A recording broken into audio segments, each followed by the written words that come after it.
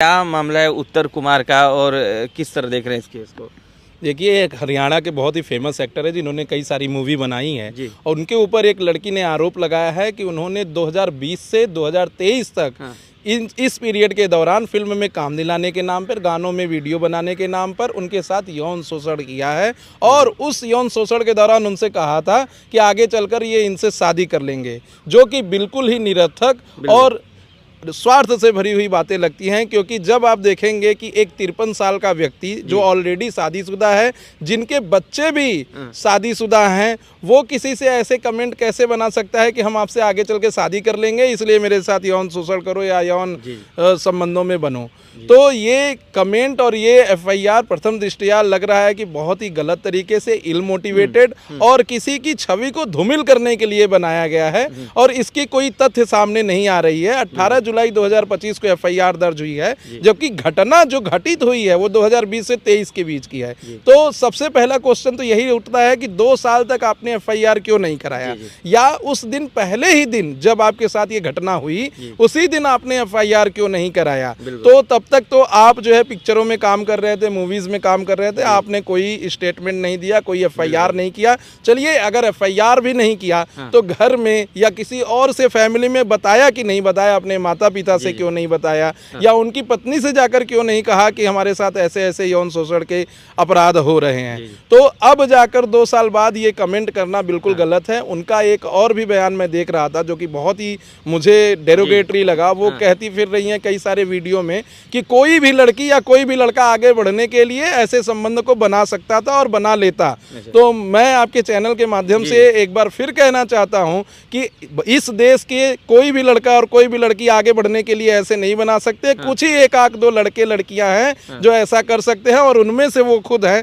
तो पूरे समाज को, पूरे देश को बदनाम करने की कोशिश ना करें और जो उन्होंने ऑफेंस लगाया है उसको प्रूव करने पर ध्यान दें। और मुझे लगता है कि वो प्रूव नहीं हो पाएगा और पहले ही दिन रद्द हो जाएगा मुकाबला। बिल्कुल सर, आप किस तरह, क्या उत्तर कुमार को फंसाने की कोशिश हुई है? देखिए सर, बिल्कुल इसमें क्या है कि जो प्रॉमिस टू मैरिज का मैटर है, जो प्रमा फेसा है, जो चूंकि अभी एफआईआर हुई है बिल्कुल और अभी इन्वेस्टिगेशन चल रहा है, तो कुछ मामले अभी सामने आने बाकी हैं। लेकिन जिस तरीके से एफआईआर में डिले है, 2 साल का डिले है, और सुप्रीम कोर्ट ने अभी इसी महीने 2 सितंबर को प्रदीप कुमार केसरवानी और स्टेट ऑफ यूपी साफ साफ कहा कि 4 टेस्ट है जो फॉल्स रेप केस का उन्होंने पैरामीटर ले डाउन किया। इससे पहले भी बहुत दिलीप कुमार स्टेट ऑफ बिहार के केसेस, दीपक गुलाटी केसेस हैं, जहां सुप्रीम कोर्ट ने बहुत क्लियर कर दिया। और प्रशांत कुमार एनसीटी दिल्ली तो बहुत ही फेमस केस है कि प्रॉमिस टू मैरिज वहीं एस्टैब्लिश होगी जहां पे लड़का भी कुंवारा हो, लड़की भी कुंवारी हो। लड़की अगर ये जानती है कि लड़का शादीशुदा है, मैरिड है, फिर आप कहोगे प्रॉमिस टू मैरिज, तो ये। और दूसरी बात, एक दिन की घटना नहीं है, आप रेगुलर आप देखेंगे इस इंस्टेंस को, जितना मैं समझ पा रहा हूँ मीडिया में चल रहा है, 20 से 23 तक, यानी 3 साल के कंटिन्यूएशन में आपका भी विरोध नहीं की।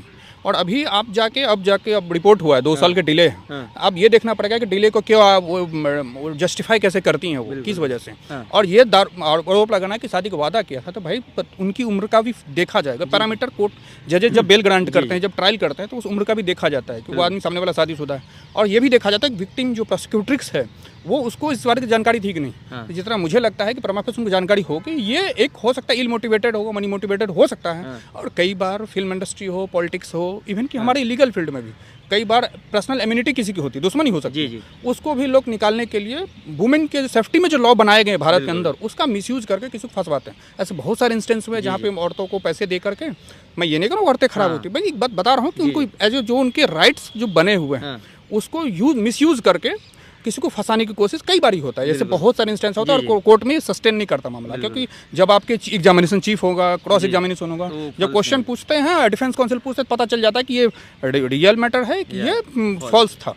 तो इस तरह इसीलिए मैक्सिमम जो रेप केसेज हो रहे हैं प्रॉमिस टू मैरिज, आप यकीन करेंगे सेशन कोर्ट में 90% केस एक्विटल हो रहा है, एस्टैब्लिश ही नहीं कर पा रहे, क्योंकि आपको क्रिमिनल जस्टिस सिस्टम में बियॉन्ड द रीजनेबल डाउट साबित करना पड़ेगा। वो है ही नहीं, क्योंकि कई बार मोटिवेटेड होता है, ठीक है, पैसे एक्सोनरेट करने के लिए। और एक और चीज़ मैं आपको बताऊं, सेक्शन 357 सीआरपीसी में विक्टिम कॉम्पेंसेशन का स्कील है। दिल्ली में या हर स्टेट में नियम था कि जो सेक्सुअल ऑफेंसेज के बच्चे हैं, पॉक्सो और उसका, उनको एक तरीके से राज्य के द्वारा जो स्टेट है वो पैसा मॉनिटरी कॉम्पेंसेट करे। इस लॉ ये लॉ सुनने में देखने में बहुत अच्छा है, क्योंकि कोई भी महिला अगर जो रियल पीड़ित है उसके इस्टेब्लिशमेंट के लिए था। जी जी। और जो इसमें जुर्माना भी आता है, जब सजा हो जाए जुर्माना भी विक्टिम को दिया जाता है इस लॉ में। लेकिन दिल्ली के अंदर, क्योंकि मैं बहुत लंबे टाइम से अधिवक्ता हूँ, दिल्ली के अंदर इतना मिसयूज होने लगा कि सरकार को लॉ फ्रेम करना पड़ा कि अब जो अभियुक्तनेत्री है, जो विक्टिम है, उसकी गवाही के बाद ही उसके पैसे मिलेंगे। पहले क्या होता था, पैसे ले लिए, अब गवाही पे नहीं आ रही। इतना मिसयूज हुआ कि सरकार को कानून चेंज करने पड़े। कोर्ट सब डिसाइड कर रही है कि पहले आप अपना स्टेटमेंट दो, पहले आपके कोर्ट में प्रूफ करो, अपना स्टेटमेंट एटलीस्ट अपना दो, फिर आपको हम विक्टिम कम्पेंसेशन स्कीम की लाभ दे सकते हैं। तो ये चीज़ें हैं।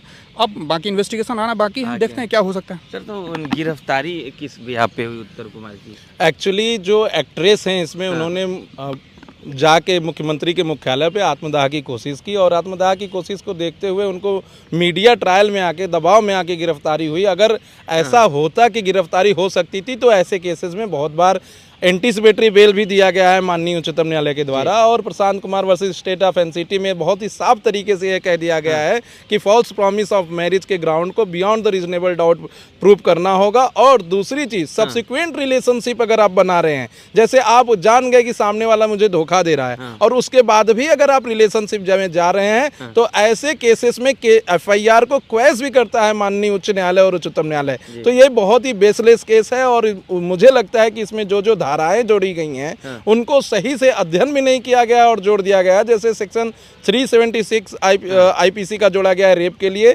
SC/ST एक्ट के 3 और 4 को जोड़ा गया है, जबकि SC/ST एक्ट में अभी माननीय न्यायालय ने बहुत ही साफ कर दिया है कि दो व्यक्तियों के बीच हुए गए कोई भी कन्वर्सेशन पे SC/ST एक्ट नहीं लग सकता। अगर आप कहीं से भी फॉल्स एलिगेशन जा रहे हैं, लगा दे रहे हैं कि SC/ST एक्ट के तहत इन्होंने हमें जाति सूचक शब्द बोले या गाली दी या कुछ भी किया, तो ऐसे केसेस में SC/ST एक्ट नहीं लगेगा जब तक कि कोई तीसरा व्यक्ति या कोई एविडेंस, डॉक्यूमेंट्री एविडेंस यह शो ना करे कि आपने ऐसे कोई जातिवाचक या जाति सूचक शब्द बोले हैं।